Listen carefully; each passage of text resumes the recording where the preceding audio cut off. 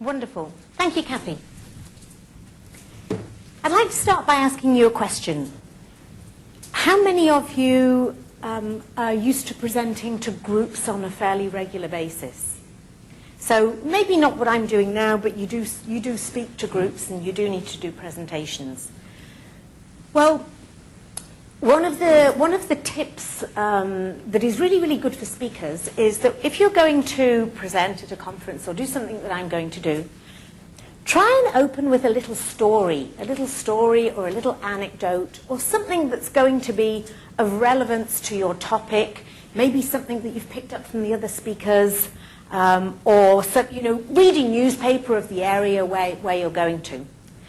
So here I am this morning driving down, beautiful day, driving down from the Sunshine Coast, and I'm pondering, what am I going to use as my little story?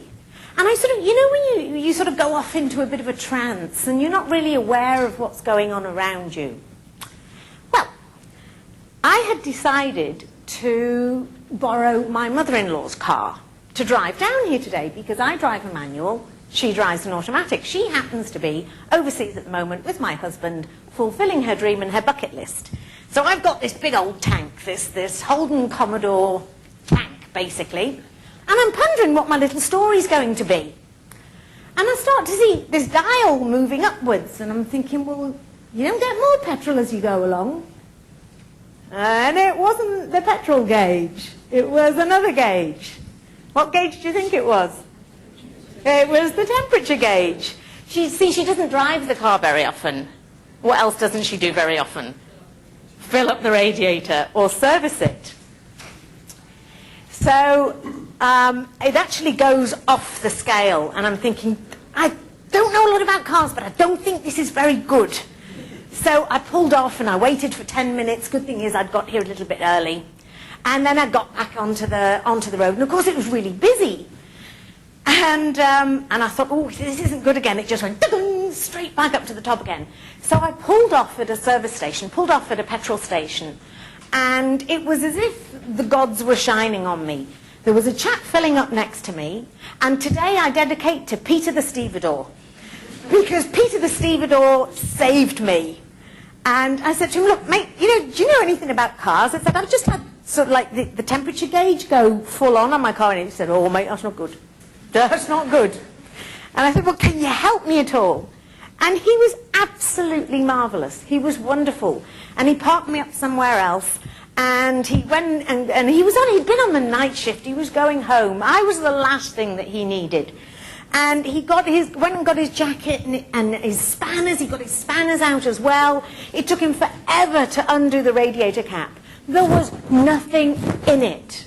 Absolutely, it was bone dry. I was 5 minutes away from blowing up. Seriously, 5 minutes away from blowing up. So he eventually got it off, and the steam was coming out, and he got some water, and we poured the water in very, very slowly. And he said, look, if you've got time, go and get yourself a coffee, go somewhere else, see if you can wait about an hour and a half. I said, you're joking, mate? I wait an hour and a half?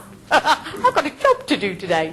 And so I did go for a cup of coffee because I was a little bit early, and came back. And so now I've got a wonderful appointment. Talk about embracing uncertainty. I've got a wonderful appointment with a man from the RACQ at about 12:30. So I don't know, am I going to be driving home tonight, or am I going to have the company of a nice RACQ man and a tow truck? Now, why am I sharing this story with you? Well, how I dealt with the situation this morning has everything to do with the 6 simple strategies. Oh, that's a good alliteration, isn't it? The 6 simple strategies that I want to share with you over the next 40 minutes or so that have really helped me to be able to move from a reactive, slightly stressed out, oh dear God, what am I going to do, person, to, okay, let's look at the alternatives. What are we going to do here? So that was my little, see, I asked for an opening story for this session, and boy, did I get it. So, listening to Marilyn and Jodie this morning, it's, yes, it's all change, it's all reform. We know the saying that change is constant. Yep. Who was that said by? Heraclitus, 560 BC. He knew. And you know, yes, my business is called Changeworks. I really wish I could read your minds, and you're thinking, oh, does it now?